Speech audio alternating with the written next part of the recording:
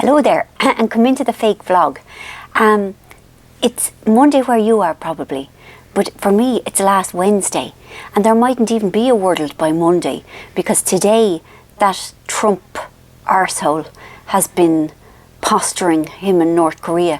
So we might all be annihilated by then. Sure, look, if we are, we'll deal with it. And what else? Okay, now there's been 3 Strictly names so far, and none of them has been Brian Connolly. So I am withdrawing my again. I'm sort of putting it into an escrow account or a holding position, a limbo-like state. If he does appear, then I will reconsider things. But I am very pleased with Ruth, and I don't know the lad from EastEnders, but I'm sure I love him. And Molly King does not have red curly hair like I thought. She has long blonde straight hair, and that's all fine. Now what else did I want to tell you? No, I've only had time to read one book because it's only 2 days since I've done a vlog. I'm going to show it you now. Hold on. It's the latest Michael Connolly, and it's called The Late Show. And I love Michael Connolly, but I kind of, I don't know, struggled with the last couple of books, and I'm not really gone on Mickey Haller.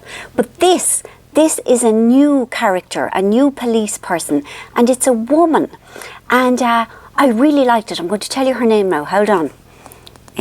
Renee Ballard, and it's set in LA, and guess what? She's a maverick. She's a loner. She doesn't have a drink problem, but she has problem. Yeah, I know. I mean, he's going to have to address that, you know. But she has problems with intimacy, comes from a dysfunctional family, has no close relationships except with her dog. You know yourself. It was really, really good. He's just so good at what he does. He is just so skilled. And then at the back of the book, there's 3 chapters from his next book, and it's a Harry Bosch one. So I'm very excited about that. Now I'm putting it on the floor. And right, I just said I'd tell you about the row I had with Old Woman. Well, it's sort of ongoing, to be honest. I mean, Old Woman and I annoy each other a lot, even though we are very close. I mean, I suppose maybe that's the way with your close relationships. And so I was over with her on Saturday, and we were just annoyed with each other. You know how it is. And Dad was belly aching inside in the room, and shouting for her, but I wanted to talk to her. I wanted her to have her to myself so I could fight with her. And so he was shouting that he wanted her to come in. And then she said, "Shut up now, Mastermind." No, she would never say shut up to him. No, she's really nice to him. She said, "Mastermind will be on in a minute." And that quietened him down, because he loves Mastermind, even though he does think John Humphreys hasn't a notion, gets every answer wrong. I mean, how that man is presenting that show, when clearly, you know, the Henry VIII's first wife was called Carbon, and things like that, according to Dad. So I decided, I don't know, that I'd sing the Mastermind music in advance of it coming on. And she says, "What noise are you making?" And I said, "I'm singing the Mastermind music." She goes, "It sounds nothing like the Mastermind music." I said, "It's just like it." And she goes, "Sing it for me again." So I sang it for her again. She goes, "No, it's nothing like it." And I was really annoyed. And then we got into a big scrap, because the new Philippa Gregory book, I think, was out yesterday, where I am. And it's called The Last of the Tudors. And we got into a big row about who was the last of the Tudors. Now, we both knew it was Elizabeth I, but we wouldn't agree with each other. And then yesterday, she had a clatter of cousins. Now, they're my cousins coming to visit her, and some of them were home from America. And so me and himself got co-opted into helping her prepare for them. They were coming, they were dropping in for a cup of tea in the hand. And of course, Old Woman has to go all out, you know, basically buying a whole pig and ordering it to be slaughtered, and all the hang to be brought to her house. And so she was sending us to the shop to get the things, and then I was really quite mean and mocked the things that were on the list. I'm sorry for laughing, but she wanted salad cream, and I told her that salad cream is extinct, even though it isn't. I mean, I know it isn't, but I just wanted to say, old woman, it's not 65 years ago, it's now. And you know, she was doing the salad and she wanted non-modern lettuce. She wanted, do you know, like the tea towel lettuce, like the awful, the J-cloth lettuce, the terrible lettuce, not the Cos lettuce or the little gem lettuce or that lovely one, what's a dark green yolk, begins with R, Rocket, there's none of that. And so then we went over to help her, and she had a real vision. She wanted the cherry tomatoes to be in one row in the lovely Waterford crystal bowl, and then the cucumbers had to be cut into circles, and they had to be in the next row, and then the peppers had also to be cut into circles. Have you ever heard the like?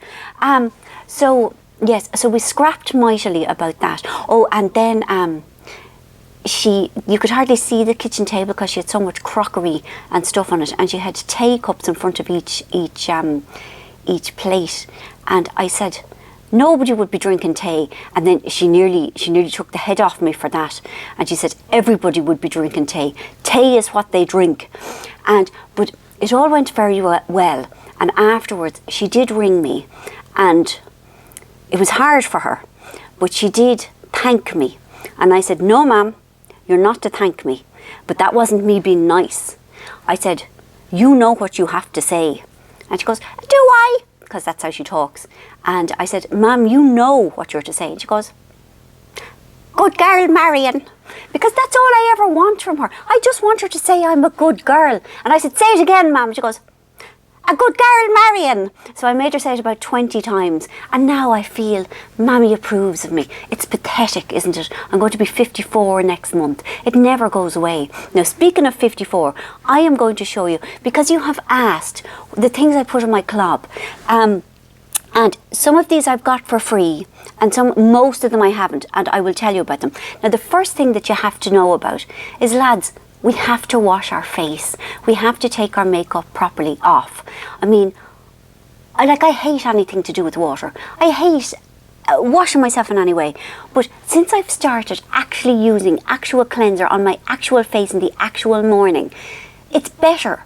My face is better because it's clean. Because I put an awful lot of stuff on at night, which I'm going to come to. And you see, then I'd throw an old splash of water on it in the morning, but it would still be there. And then I'm putting more stuff on top of it, and then it goes all bally and terrible. So, double cleanse if you can. I know, it's awful. I know, it sends me gee-eyed with the boredom, but we have to. All right, now, morning, this is what I put on. It's from SkinCeuticals. It is some sort of, it's a brightening thing. I don't really know how it works, but I love this brand. In a perfect world, I would only use their products, but they are really dear. And I bought this myself. So that goes on first in the morning, right?